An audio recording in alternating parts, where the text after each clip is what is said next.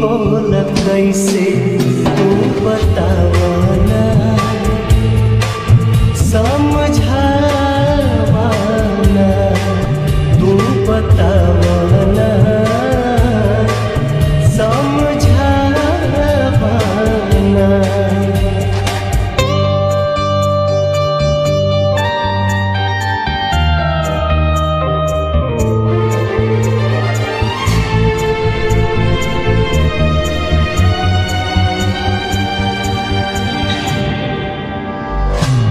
दिल के बाग में पतझड़ आई, खो गइल बा प्यार हो, प्रीत के पीर न जाला दिल से, भइनी हम लाचार हो।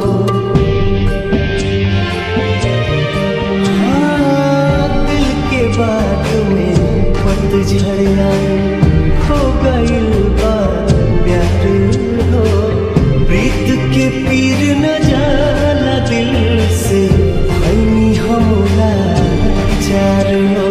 दहिया के घर उजड़ गइल, चिड़ै के खोता जैसे, जान बिन बेजान भइनी, जीही बोल कैसे तू बतावना,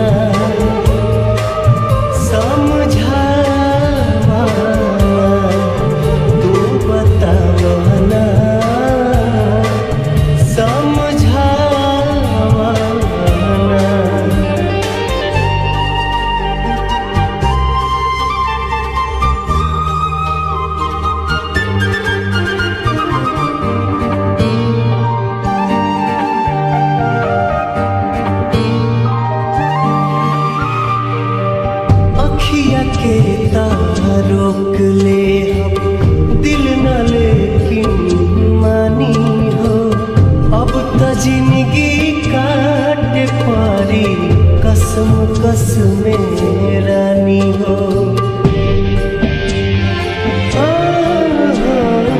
अखिया के रोक ले हम दिल न लेकिन मानी हो, अब त जिंदगी काटे पारी कसम कसम रानी हो।